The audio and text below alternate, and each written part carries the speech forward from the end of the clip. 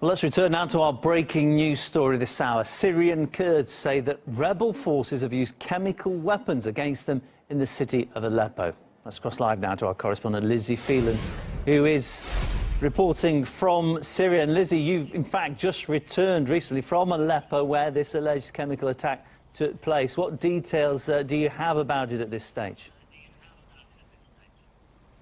Right, well, very alarming reports coming from the Aleppo neighborhood of Sheikh Maqsood, which I was in just yesterday. Now, the YPG, the predominantly Kurdish militia that controls the neighborhood, has released an official statement about this alleged attack. Let's take a quick look at that.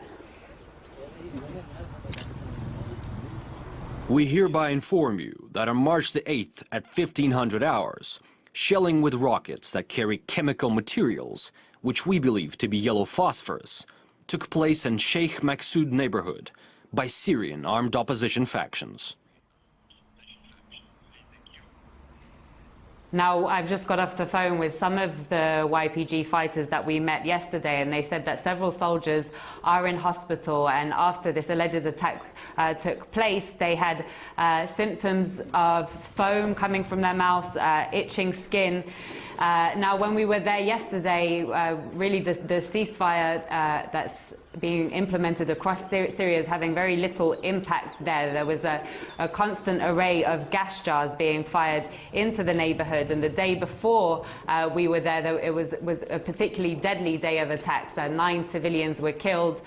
We saw one of the homes that was leveled in those attacks with a family of 7 killed.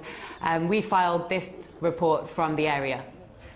All throughout the streets here in the Aleppo neighborhood of Sheikh Maqsood, houses have been reduced to rubble from missiles coming from the other side of the front line. Just yesterday, a house just like this one over here has been completely leveled by gas jars.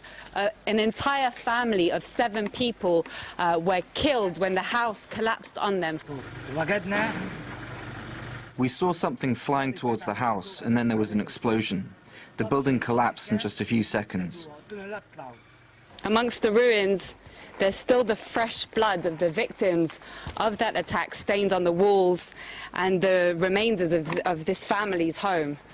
The scale of the destruction is enormous here.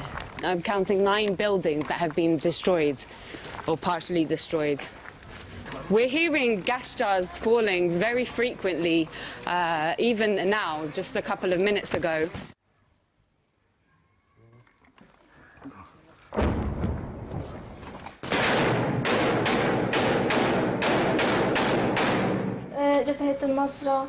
It was definitely al-Nusra.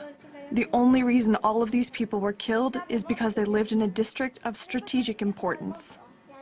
So we've got front lines on 2 sides of us, one to my right over here,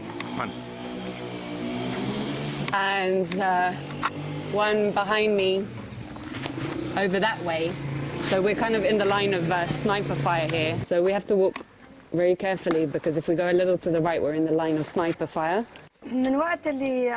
For us, the truce has not changed anything. In fact, it's even worse than before. The terrorists have intensified their attacks.